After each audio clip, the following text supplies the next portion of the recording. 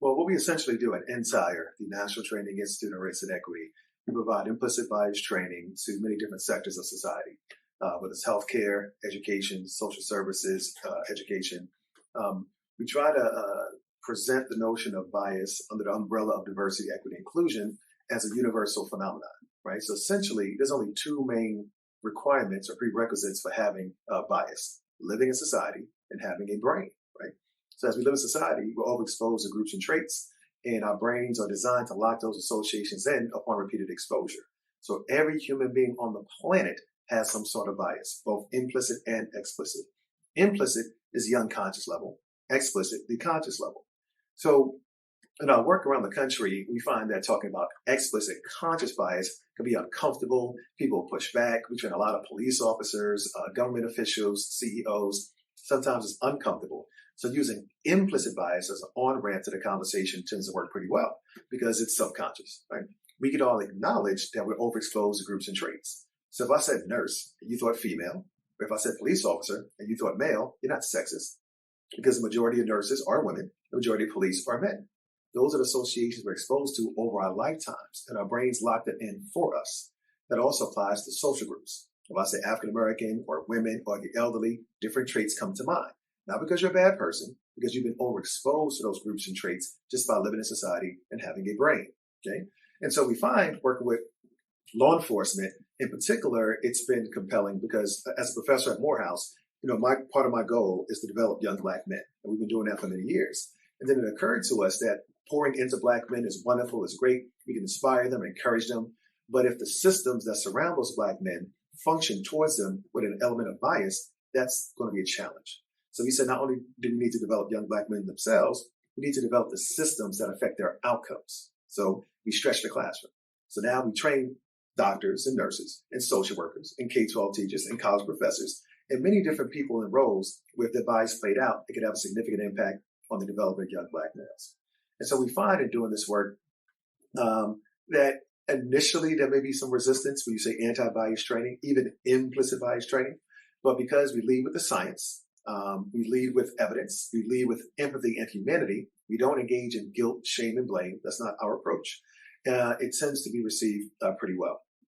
A few things to note about the National Training Institute on Race and Equity. We are the only national diversity and equity training practice located and affiliated with an HBCU, being Morehouse College, and a portion of all revenue is donated to the college in terms of supporting scholarships and specific units within the college. Now, many people ask us, how do we mitigate bias? How do we manage it or reduce it? That can be very difficult because some biases develop over our lifetimes. But there are a few things that we can do. Even if we cannot rid ourselves of bias, we can manage or decrease the likelihood of it impacting an outcome. Number one is what we call blinding or removing the basis of bias. Right? Implicit bias is based upon stereotypes, the association of a group with a trait. What if you could sort of remove the group from the situation?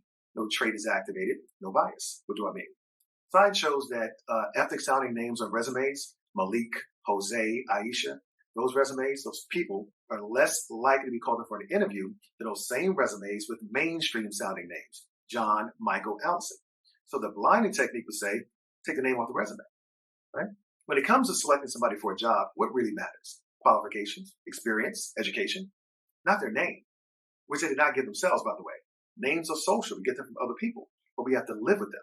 But there are tens of thousands of people right now at a systemic disadvantage when they apply for a job based upon a characteristic over which they have zero control, their name. Take the name off, no bias, right? So that's sort of what we call a blinding technique. Also, as a professor, when I grade papers, I take the cover letter off. If it's a term paper, I don't want to know whose paper I'm grading, that sort of thing. Another strategy that we emphasize is exposing yourself to difference, right? So we tend to be overexposed to our in-groups, family, friends, that sort of thing, and underexposed to out-groups. When you are underexposed to an out-group, you run the risk of seeing them through stereotypical lenses, right? So if I'm underexposed to another race or gender or culture, but I watch a movie about them, I see a news story, that is going to have disproportionate impact on my perception of them. But if I got to know several of them, not just one, several of them, several people in that particular group, I'll appreciate the diversity. Bias is less likely to happen.